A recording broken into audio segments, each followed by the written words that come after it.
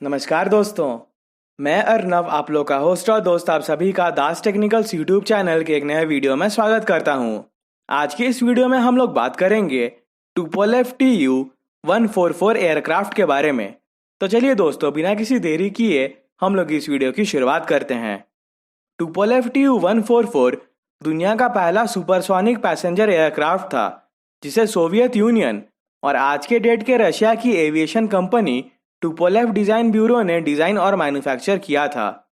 Alexei Tupolev इस aircraft के head designer थे और वोरोन्स एयरक्राफ्ट प्रोडक्शन एसोसिएशन के मैन्युफैक्चरिंग प्लांट में इस एयरक्राफ्ट को मैन्युफैक्चर किया जाता था। इस एयरक्राफ्ट के पहले प्रोटोटाइप ने 31 दिसंबर 1968 को हवा में पहली बार उड़ान भरी थी और 5 जून 1969 को टुपोलेव Tu-144 एयरक्राफ्ट ने सुपरसोनिक स्पीड से उड़ान भरते हुए साउंड बैरियर को तोड़ा था। 26 मई 1970 को यह एयरक्राफ्ट मार्क 2 के स्पीड को क्रॉस करने वाला दुनिया का पहला पैसेंजर जेट एयरक्राफ्ट बना था। सोवियत यूनियन की नेशनल फ्लैग कैरियर यानी कि एरोफ्लोट सोवियत एयरलाइंस इस एयरक्राफ्ट की एकमात्र ऑपरेटर थी। मॉस्को से अलामाटी के रूट पर इस एयरक्राफ्ट को ऑपरेट किया जाता था। अब बात करते हैं टुपोलेव Tu-144 एयरक्राफ्ट के स्पेसिफिकेशंस के बारे में। इस एयरक्राफ्ट को ऑपरेट करने के लिए 3 लोगों की आवश्यकता होती थी, 2 पायलट्स और एक फ्लाइट इंजीनियर। 140 लोग डबल क्लास लेआउट में बैठकर इस एयरक्राफ्ट में यात्रा कर सकते थे। इस एयरक्राफ्ट की length 65.7 metres, wing span 28.8 metres, height 12.55 metres और विंग एरिया 506.35 मीटर स्क्वायर है। इस एयरक्राफ्ट के इनिशियल मॉडल्स में कुज़नेट्सोव कंपनी के द्वारा मैन्युफैक्चर किए गए 4 NK-144 इंजिन्स फिट किए जाते थे, लेकिन बाद में जो मॉडल्स मैन्युफैक्चर किए गए उनमें कोलेसोव कंपनी के द्वारा बनाए गए 4 RD-36-51 इंजिन्स फिट किए जाने लगे थे। टुपोलेव Tu-144 एयरक्राफ्ट की maximum speed 2300 kilometre per hour, cruise speed 2125 kilometre per hour और रेंज 6500 किलोमीटर थी।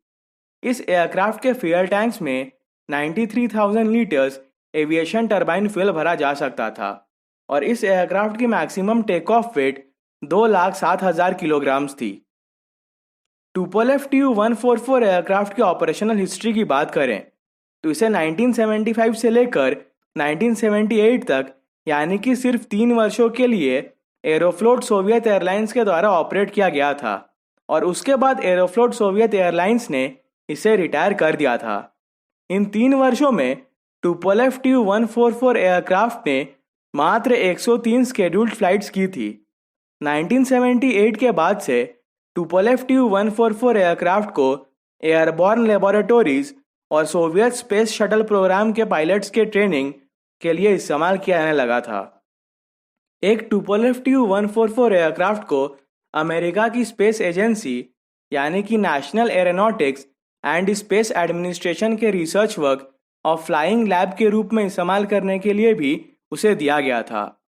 नासा इस टुपोलेव Tu-144 एयरक्राफ्ट को एक टेस्ट बेड के रूप में इस्तेमाल करके सेकेंड जनरेशन सुपरसोनिक एयरक्राफ्ट बनाना चाहती थी, लेकिन 1999 में इस प्रोजेक्ट को भी कैंसिल कर दिया गया था।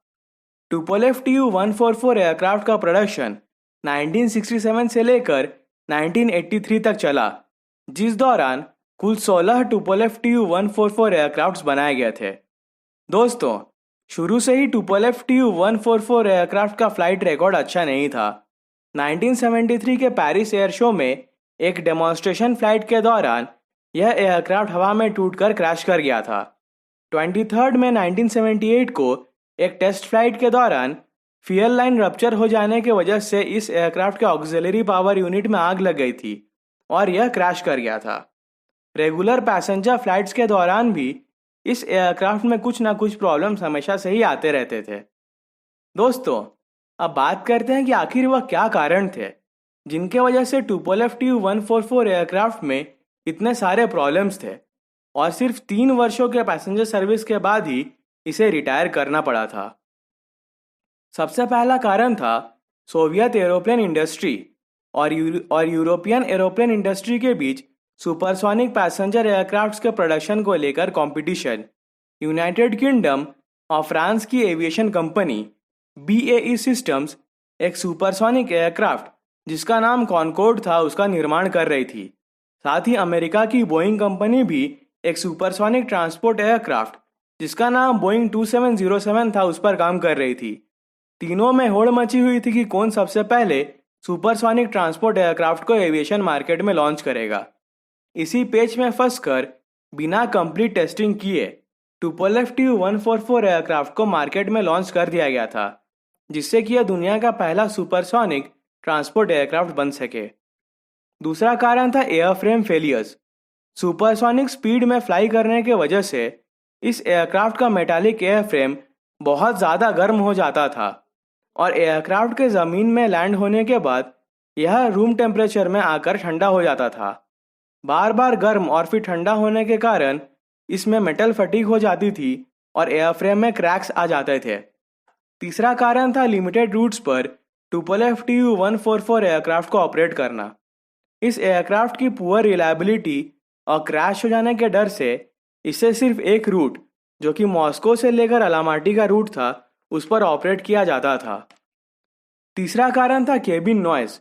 इस एयरक्राफ्ट के इंजिन्स, एयर कंडीशनिंग सिस्टम्स और एक्टिव हीट इंसुलेशन सिस्टम बहुत ज़्यादा आवाज़ करते थे, जिस वजह से अंदर बैठे पैसेंजर्स को परेशानी का सामना करना पड़ता था। चौथा और सबसे बड़ा कारण था economic inefficiency. Tupolev Tu-144 aircraft का ऑपरेटिंग कॉस्ट बहुत ज़्यादा था। यह एयरक्राफ्ट बहुत ज़्यादा एविएशन टरबाइन फ्यूल कंज्यूम करती थी और इसका मेंटेनेंस कॉस्ट भी बाकी एयरक्राफ्ट के मुकाबले काफ़ी अधिक था। पांचवा और आखिरी कारण था सोनिक बूम और compressor disc failure. Supersonic speed में उड़ान भरने के वजह से शॉक वेव्स क्रिएट होते थे, जिससे लोगों के घरों और गाड़ियों के खिड़कियों में लगे कांच टूट जाते थे। कुछ लोगों को सुनने में भी दिक्कत होती थी। उड़ान भरते समय टुपोलेव Tu-144 एयरक्राफ्ट में कई बार कॉम्प्रेसर डिस्क फेलियर की भी बात सामने आई थी। इन कारणों से इस एयरक्राफ्ट को सिर्फ 3 वर्षों के पैसेंजर सर्विस के बाद ही रिटायर करना पड़ा था। दोस्तों, इन कारणों के बाद भी इस एयरक्राफ्ट ने अपना नाम इतिहास के सुनहरे पन्नों में दर्ज कराया है। आज तक सिर्फ 2 सुपरसोनिक पैसेंजर एयरलाइनर्स ही उड़ान भर सके हैं। पहला टुपोलेव Tu-144 और दूसरा कॉनकोर्ड। अमेरिका की बोइंग कंपनी के द्वारा बनाया जा रहा बोइंग 2707 एयरक्राफ्ट प्रोजेक्ट सक्सेसफुल नहीं हो सका था और 1971 में इसे कैंसिल कर दिया गया था। दोस्तों, आज के इस वीडियो में इतना ही। अगर आपको यह वीडियो पसंद आया हो तो हमारे YouTube चैनल को सब्सक्राइब करें और बेल आइकन के बटन पर भी क्लिक कर दें। अगर आपको कोई सवाल या सुझाव हो तो उसे कमेंट सेक्शन में ज़रूर लिखिएगा, मैं उसका उत्तर ज़रूर दूंगा। मैं अर्नब, आपका होस्ट और दोस्त, आपसे विदा लेता हूँ और मैं आपसे मिलूंगा ऐसे ही किसी दूसरे वीडियो में। इस वीडियो को देखने के लिए आपका बहुत बहुत धन्यवाद। जय हिंद,